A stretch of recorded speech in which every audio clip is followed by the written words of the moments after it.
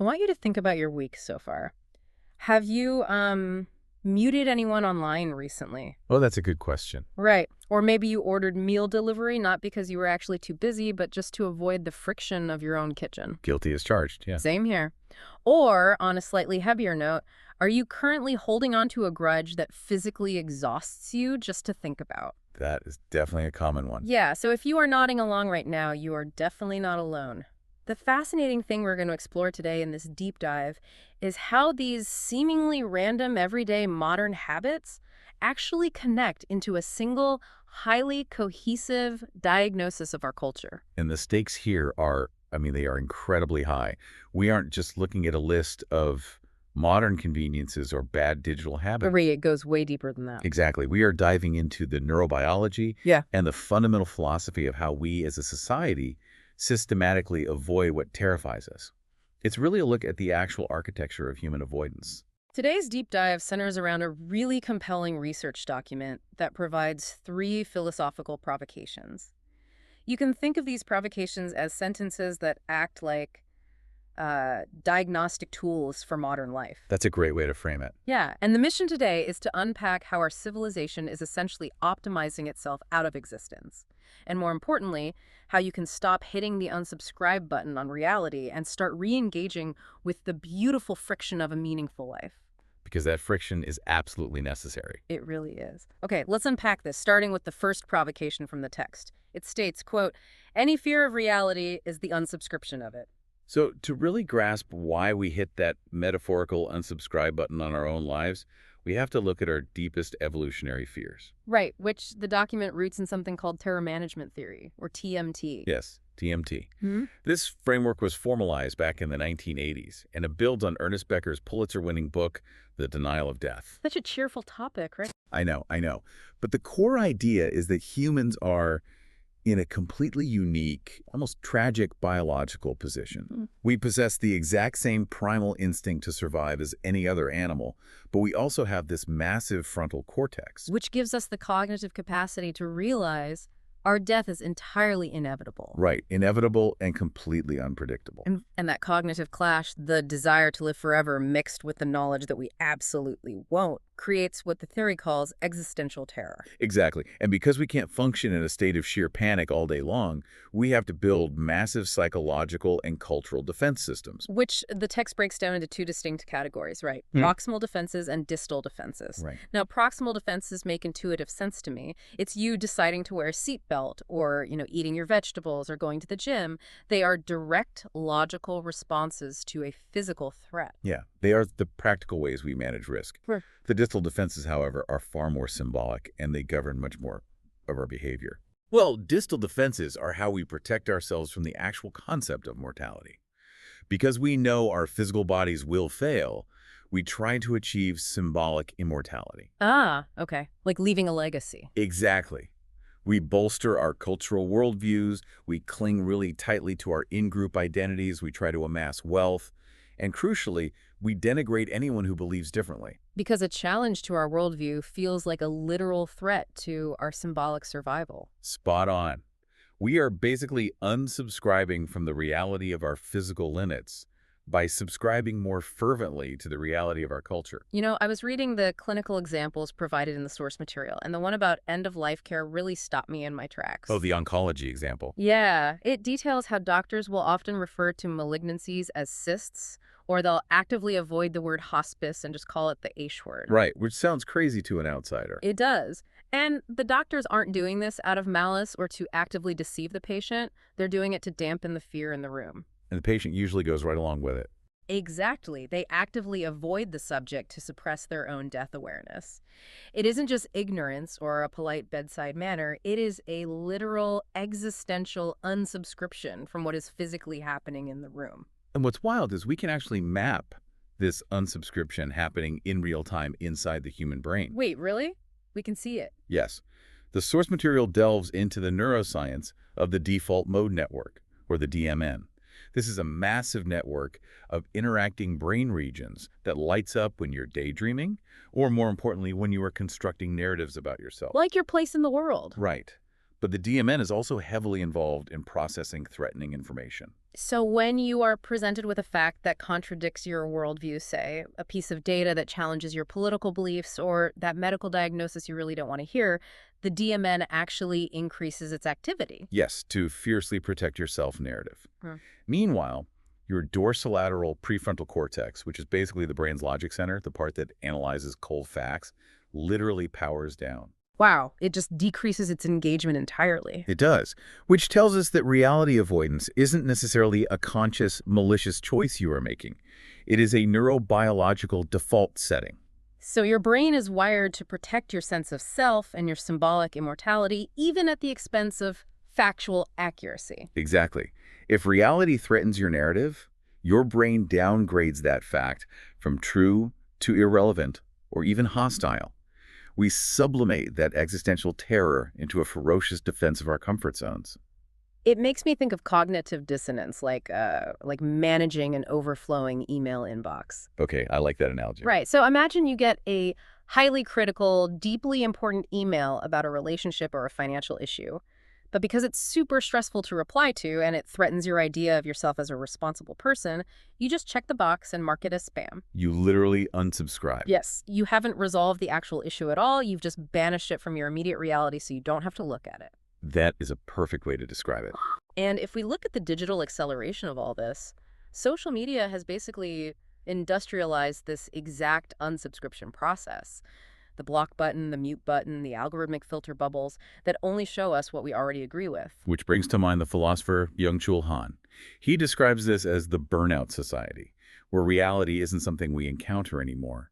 It's something we endlessly curate. But if we're doing this digitally all day long, does hitting unsubscribe on everything uncomfortable actually lower our anxiety? Or are we just hiding? Well, it's the ultimate paradox of these distal defenses. They don't eliminate the underlying terror. The person who aggressively curates their feed and unsubscribes from any friction doesn't actually find peace. They just end up with a smaller, significantly more fragile reality, right? Exactly. One that requires constant, exhausting protection. It's like an immune system that has never been exposed to everyday germs. Instead of becoming stronger, it becomes hypersensitive. And eventually starts attacking itself at the first sign of ordinary dust. You haven't escaped the fear of the world, you've just made yourself allergic to it. Precisely. And if our brains are constantly trying to protect us from existential dread by unsubscribing from discomfort, it makes perfect sense that an entire economic system would spring up to do that work for us. Oh, absolutely. We don't just unsubscribe mentally, we literally buy our way out of friction. Which brings us to the second provocation from the text. Right, let me read it. Quote, "The convenience of time and energy is the inconvenience of life itself." If unsubscribing is what we do, convenience culture is how we build a physical world to make that unsubscription completely effortless. And to understand the depth of how convenience changes us, the text relies heavily on Martin Heidegger's critique of technology. Yes. Heidegger warned that modern technology doesn't just act as a neutral tool that helps us get things done faster. He argued it actually inframes our reality. Meaning it trains us to view the entire world, including nature and even other humans, as a standing reserve. Exactly. We start seeing everything as just a stockpile of resources waiting to be optimized. A beautiful, complex forest is reduced to just a calculation of its timber yield. Or a human being is reduced to just human capital, or a data point for an algorithm. Right. And when we optimize our own lives entirely for the convenience of time and energy, we end up reducing our own daily existence to a standing reserve. We're just managing our own energy yields. Which ties into Heidegger's contrast between authentic and inauthentic existence. Yes. Could you break that down? Sure. So authentic existence requires confronting what he termed our thrownness. We are thrown into a world we didn't choose, into physical bodies that will inevitably age, facing illness, heartbreak, and loss. Taking ownership of that messy reality is authentic. Well, inauthentic existence is essentially distraction. Exactly. It's avoiding the hard questions. And convenience culture operates as the technological perfection of that inauthentic existence. It makes the hard questions themselves feel incredibly inconvenient. Think about anthropologist Tim Ingold's framework here. He argues that historically and biologically, humans are meant to be wayfarers. Wayfarers, okay. Yeah, a wayfarer gains knowledge and meaning through the actual physical effort of moving through the landscape. You learn the terrain because you walked it. But today, we are increasingly conditioned to just be users. Right. A user doesn't traverse the landscape, they just teleport to the destination via an app or an algorithm. But knowledge and satisfaction aren't things you can just download. They're things you have to walk. Exactly. When you remove the friction of the journey, you remove the very conditions where human meaning is generated. The philosopher Albert Borgman called this the device paradigm. He pointed out that we shifted from having focal things to having devices. Right, and a focal thing would be something like a hearth or a garden. Or cooking a complex meal from scratch. It requires engagement, skill, presence, and, a tolerance for failure. Whereas a device, on the other hand, is a smart thermostat or a meal delivery app. The device delivers the commodity, the heat, or the food completely invisibly without requiring anything from you. But wait, let me pause and push back on this because it feels a little counterintuitive. Isn't saving time inherently a good thing? It seems like it, right? Yeah, I mean, if I use a delivery app instead of spending an hour chopping onions and doing dishes, I get an hour back to read a book or play with my kids or catch up on work. Why is the friction of the kitchen itself so necessary? Well, what's fascinating here is that we cannot opt out of the inconvenience of being. And it comes down to how the human brain evolved to process effort and reward. Okay, hit me with the neuroscience. So the text highlights the neuroscience of effort-based decision-making. Your brain evolved in an environment where energy conservation was a matter of life and death, right? Yeah. So it learned to value effort as a signal of high significance. Meaning if I work hard for it, it must be important. Exactly. When you expend physical or mental energy to achieve a goal like sourcing ingredients, chopping those onions, and cooking that meal, a region in your brain called the ventral striatum releases dopamine. Ah, the reward chemical. But the crucial mechanism here is that it releases dopamine in proportion to the effort you expended. The harder the climb, the sweeter the view. Oh, wow. So because we evolved to need that expenditure of energy to feel a sense of accomplishment, convenience culture is actually short-circuiting our own dopamine systems. Yes, profoundly so. By delivering the reward, the hot meal, the entertainment, the social validation with virtually zero effort, your brain gets confused. You don't experience deep satisfaction. You just get a cheap hit. Right. And instead, you experience anhedonia, which is a clinical term for a diminished capacity to feel pleasure. The convenience of time and energy that you purchased is literally the inconvenience of your dopaminergic system. So you gradually become incapable of enjoying the things you haven't earned through friction. Because there's no journey, just the teleportation. Which circles right back to Heidegger's idea of thrownness. We are thrown into a world that is inherently inconvenient. And convenience culture sells us this fantasy of a frictionless, perfectly optimized existence. But the more you optimize for a frictionless life, the more devastatingly fragile you become when reality inevitably hits. Like if you've never washed anywhere in your life, a flat tire completely shatters your day. Exactly. Or if your entire social reality is a heavily curated digital feed, encountering an uncurated, difficult person in the real world feels like a massive psychological trauma. The friction isn't actually gone, it's just deferred. And because we've lost our tolerance for it, when reality does intrude, it hurts disproportionately. Which brings us to the crucial third piece of this puzzle. Because no matter how much convenience we build, reality always breaks through the fortress. Always. You get the flat tire, you experience a profound loss, you face a painful betrayal by a friend or colleague.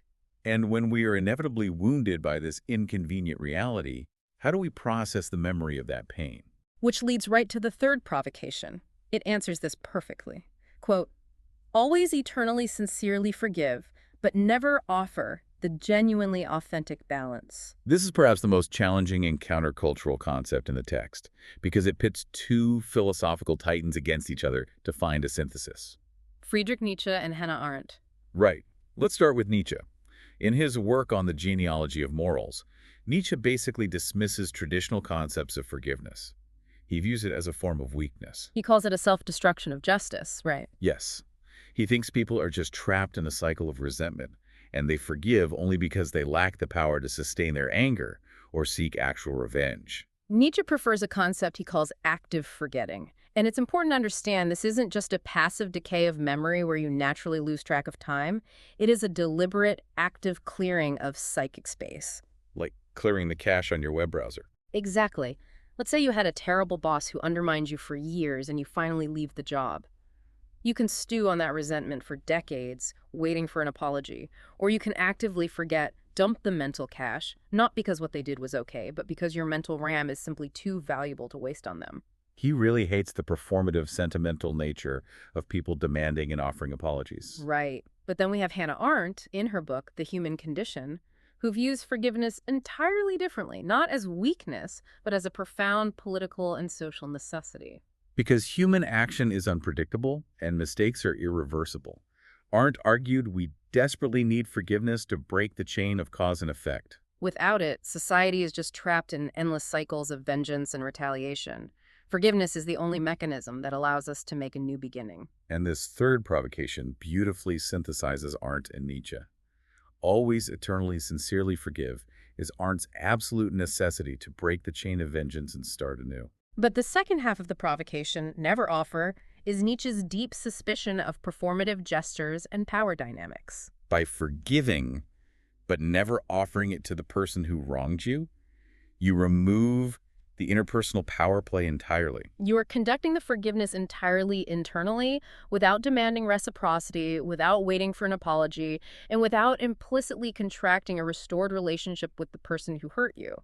But here's where it gets really interesting. I have to say, when I first read this, it felt incredibly harsh. It does feel very stark at first. Yeah, I mean, forgiving someone without ever offering it to them, doesn't that risk turning you into someone who is passive-aggressive or just emotionally cold? How do you authentically forgive someone entirely in a vacuum without giving them the closure of knowing they are forgiven? Well, it challenges our social conditioning, which tells us forgiveness is a transaction between two people. But the text frames this unoffered forgiveness as the ultimate act of internal sovereignty. Okay, sovereignty. Yes, it's actually a biological optimization strategy. Think about the physical mechanism of grudge holding. Sustained anger and resentment keep your amygdala and your anterior cingulate cortex constantly activated. Which forces your body into a state of chronic, metabolically expensive stress, flooding your system with cortisol. Exactly.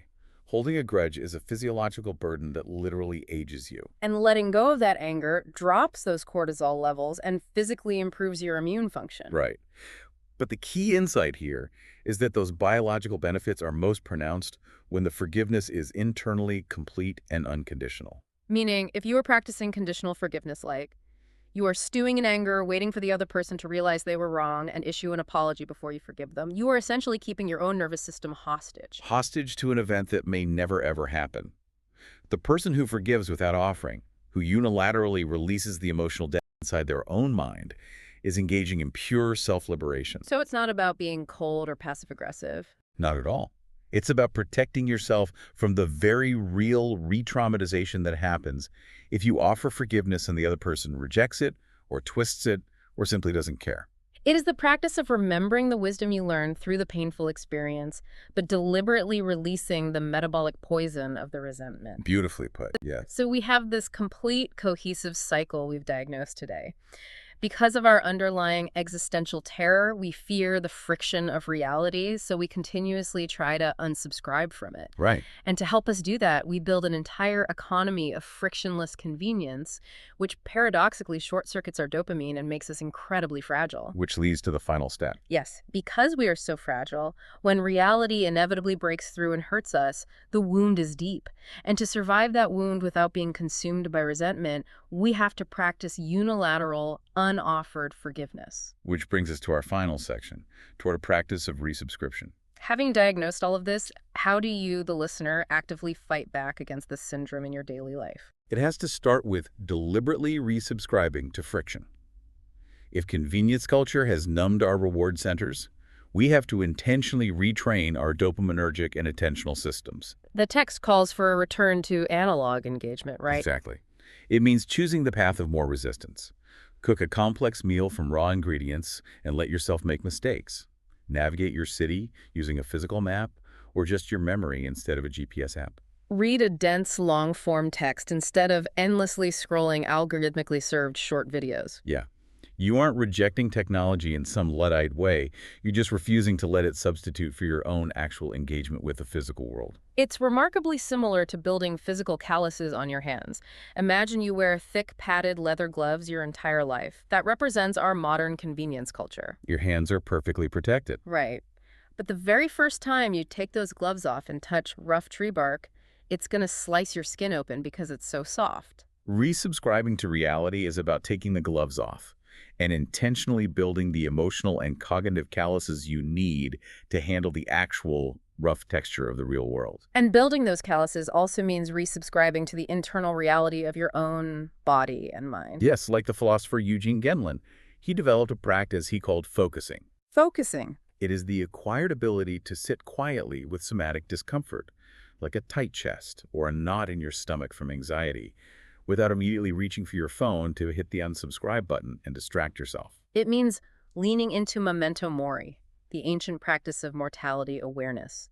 Not to be morbid or depressed, but to radically clarify your priorities because you are deeply aware your time and energy are finite.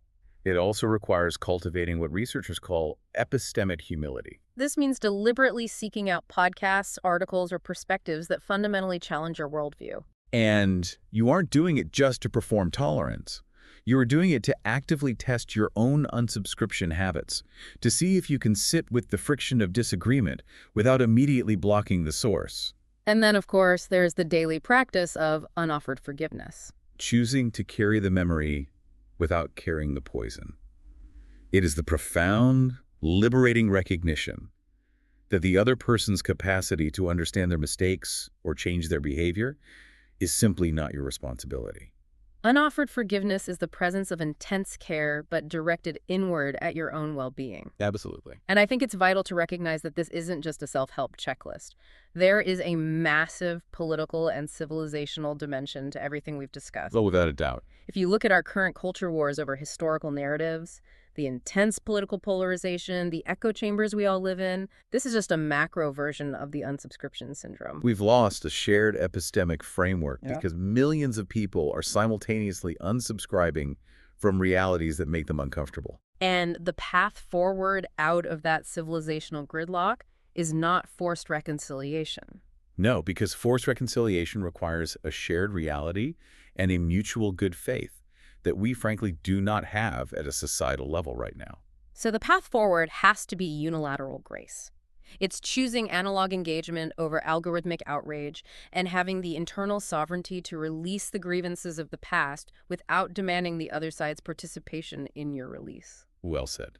So to summarize this incredible triangulation we've explored today, the great danger of modern life lies in unsubscribing from reality out of existential fear. That fear lures us into the trap of frictionless convenience, which starves our dopamine systems and makes us incredibly fragile. And the way out of the trap is enthusiastically embracing the friction of the world and wielding the sovereign power of unoffered forgiveness when that reality inevitably bites. It's a dynamic, ongoing tension. It requires constantly balancing the act of remembering with the act of releasing, confronting the hard truths while forgiving the inevitable failures.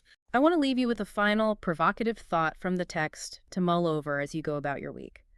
The concept of the wound as portal. I love this concept. It's powerful.